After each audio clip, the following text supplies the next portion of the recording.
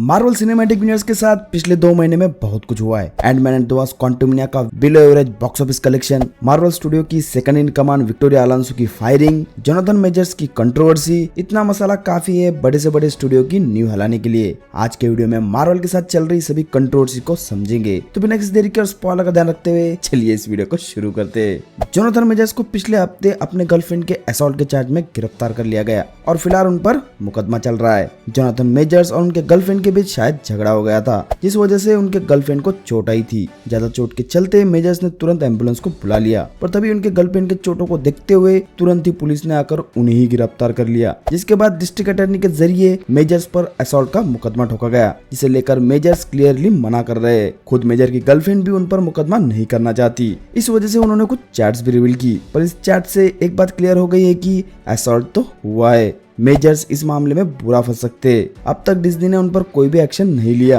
क्योंकि डिज्नी जानता है कि इन चीजों में जल्दबाजी अच्छी नहीं। एक बार सिचुएशन क्लियर होने पर ही हमें मेजर्स का आगे क्या होगा इसके बारे में पता चलेगा। आपको एक बात ध्यान में रखना चाहिए कि अमेरिका में असॉल्ट को लेकर कायदे बहुत सख्त होते हैं। यहाँ कोई अगर इस तरह के फंडे में फंसता है तो उनका नाम क्लियर होने तक सभी बंदे उन्हें ब्लैकलिस्ट कर लेते। सेम चीज जॉनी डेप के साथ भी हुई थी। उन्हें असॉल्ट के चार्जेस के चलते सभी मूवी से निकाल दिया गया था, पर जैसे ही वो इनोसेंट साबित हुए सभी ने अपने फैसले एक के बाद एक बदलना शुरू कर दिए। फिलहाल मेजर के साथ ऐसा कुछ हुआ नहीं है, पर अभी मार्वल ने क्वांटमनिया के वीओडी पोस्टर से कैंग को हटा दिया है। ऑलरेडी काफी कंट्रोवर्सी में चल रहे मार्वल स्टूडियो के लिए बहुत बड़ी मुसीबत सामने आ खड़ी है, क्योंकि मेजर्स एमसीयू के अगले बिग बैड कैंग को प्ले कर रहे हैं और कैंग किसी न किसी तरह से आगे आने वाली मार्वल की हर मूवी का हिस्सा बना हुआ है। तो अब क्या मार्वल कैंग को रिकास्ट करेगा या फिर मेजर्स के साथ ही जाना चुनेगा, हमें कमेंट सेक्शन में जरूर बताना। मार्वल ने मार्च महीने में एक और बड़ा झटका अपने फैंस को दिया, जहाँ मार्वल स्टूडियो की second in command visual department की हेड विक्टोरिया अलोंसो को फायर कर दिया गया। इसके लिए डिज्नी ने ब्रीच ऑफ कॉन्ट्रैक्ट का रीजन दिया। विक्टोरिया अलोंसो के कॉन्ट्रैक्ट में एक क्लॉज था कि वो मार्वल सिनेमैटिक यूनिवर्स के अलावा किसी भी मूवी को प्रोड्यूस नहीं कर सकती, पर विक्टोरिया ने एकेडमी अवार्ड नॉमिनी अर्जेंटीना 1985 को प्रोड्यूस किया और स्टूडियो के मना करने के बावजूद उन्होंने इस फिल्म को प्रमोट भी किया, जिसकी वजह से डिज्नी ने उन्हें फायर कर दिया। इसे लेकर विक्टोरिया अलोंसो ने कोर्ट में केस फाइल कर दिया है। विक्टोरिया अलोंसो का कहना है कि उनके गे होने की वजह से डिज्नी ने उन्हें काम से निकाल दिया है। विक्टोरिया अलोंसो ने मार्वल के वीएफएक्स का हेड की पोजीशन इटर्नल्स के रिलीज होने के कुछ हफ्ते पहले ज्वाइन की थी और तभी से मार्वल के वीएफएक्स टॉप नॉच नहीं दिख रहे हैं। इतना ही नहीं, विक्टोरिया को लेकर एक और कंट्रोवर्सी सामने आई है, जैसे कि वो वीएफएक्स स्टूडियो के साथ काफी नाइंसाफी करती है। जिस भी स्टूडियो के साथ उनकी बनती नहीं, उन्हें विक्टोरिया ने मार्वल कंटेंट से ब्लैकलिस्ट कर लिया था। क्वांटमनिया के फेलियर का भांडा किसी न किसी पर तो थूकना ही था और इस मूवी के वीएफएक्स को ज्यादा क्रिटिसाइज किया गया था, जिस वजह से डिज्नी ने विक्टोरिया को साइलेंस करने का फैसला ले लिया।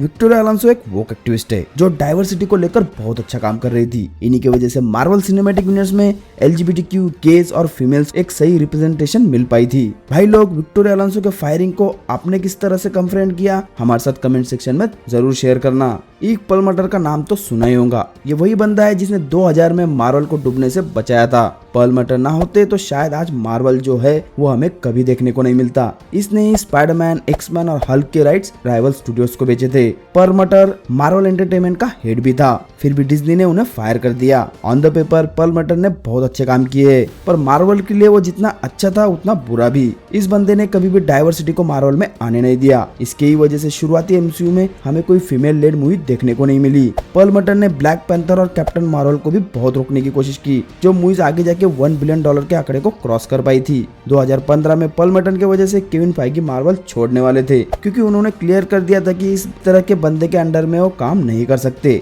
जिस वजह से मार्वल स्टूडियो को मार्वल से अलग कर दिया गया और अब केविन फाइगी को सिर्फ एग्जीक्यूटिव को ही जवाब देना था। ये मूव मार्वल और डिज्नी के लिए फायदेमंद साबित हुई। मार्वल मूवीज में डाइवर्सिटी बढ़ी और पैसा भी खूब आने लगा। अब आपके मन में सवाल फुदक रहा होगा कि इस बंदे को इतने देर तक मार्वल ने कैसे झेला। ईग पर्लमटर अच्छे खासे डिज्नी के शेयर ऑन करते, इस वजह से उन्हें आउटराइट निकाल पाना नामुमकिन था। इतना ही नहीं, कुछ वक्त से डिज्नी के एग्जीक्यूटिव बनने की उनकी कोशिश चल रही थी। ये भी एक वजह हो सकती है कि उनको क्यों निकाल दिया गया।